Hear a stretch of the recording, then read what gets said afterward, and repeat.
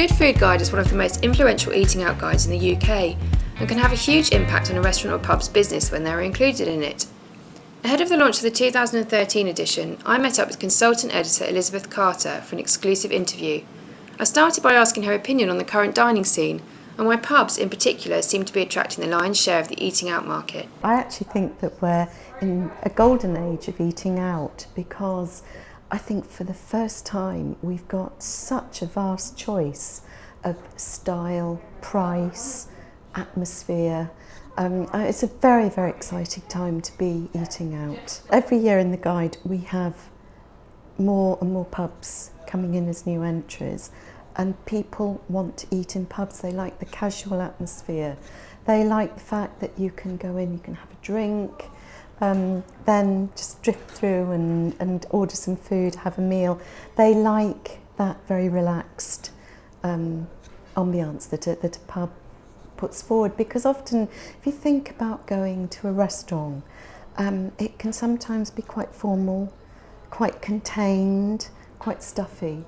I've always said, especially those places where you order a bottle of wine and they take it to the far end of the restaurant. You're at the mercy of the waiter for when they fill your glass. And people don't want that anymore. They don't want that kind of starchiness. If they're going to choose some wine, they want friendly help. They don't want to feel intimidated. And they don't want to feel that they have to have 3 courses, which sometimes you feel in a restaurant. That's your only option. Whereas in a pub, you can just have 1 course, just have 1 glass of wine, and in a very relaxed manner. So I think that is why more people are choosing to eat in pubs, especially also in these tough times. You can still eat out, but you can kind of cut your bill down by eating more simply, maybe having the house wine, cutting down the number of courses. It's so easy to do in a pub. The Good Food Guide famously banned the term gastropub in 2011. I asked Elizabeth if she felt the term was now defunct. The term gastropub was used because there was a revolution in pubs. The food was getting better, they were becoming simpler. People were stripping out the swirly carpets and the kind of leather banquettes and that kind of thing. They were all going for a simpler, cleaner, more user-friendly look, if you like. And and the food as well was a lot different. It was good, it was fresh, it was it was almost simple food. And gastropub summed it up in a way. But then you got chain restaurants, chain pubs jumping on this gastropub bandwagon. And so you in the end you got to the point where you were describing pubs that had been revamped from the gastropub kit box, and it just became a cliche. It really did. It didn't mean anything at all. And so we thought, well, what's wrong with pub? What's wrong with inn? An inn, I think, denotes a place that does bedrooms as well. A pub is a pub that serves food. What criteria does a business need to be included in the Good Food Guide? We're looking at the food, and it's got to be good food. We're looking at seasonality, we're looking at provenance, we're looking at whether the chef can cook properly.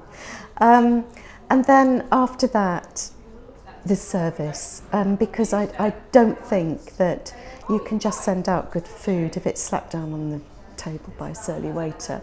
Nobody's going to go back for that kind of treatment. So I've always said that good food and good service go hand in hand, because as customers, we're going out we're spending money, we want to be entertained, we want to have a good night out or a pleasant lunch with friends or family, and it's the restaurant's job to make that happen with a comfortable, welcoming ambience. Why should a chef or a restaurateur be bothered about being in the guide? Because we're the best-selling restaurant guide in the country, and we are known for putting bums on seats. So basically, being in the Good Food Guide can actually be very, very good for a restaurant in terms of opening them up to customers beyond their immediate area.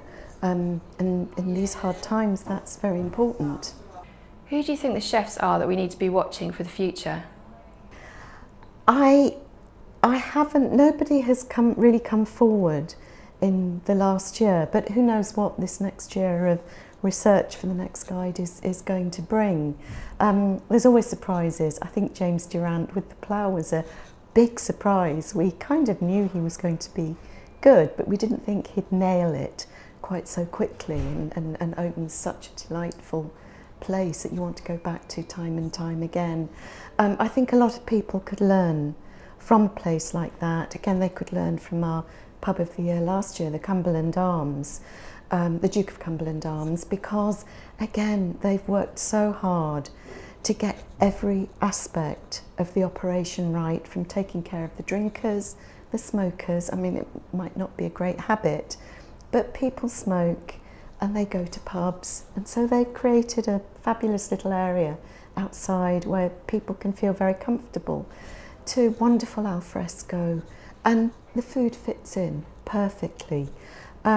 It's these little operations that actually kind of make my heart sing, because I love to see them. I love to see places where I'm climbing in the car afterwards thinking, when can I go back?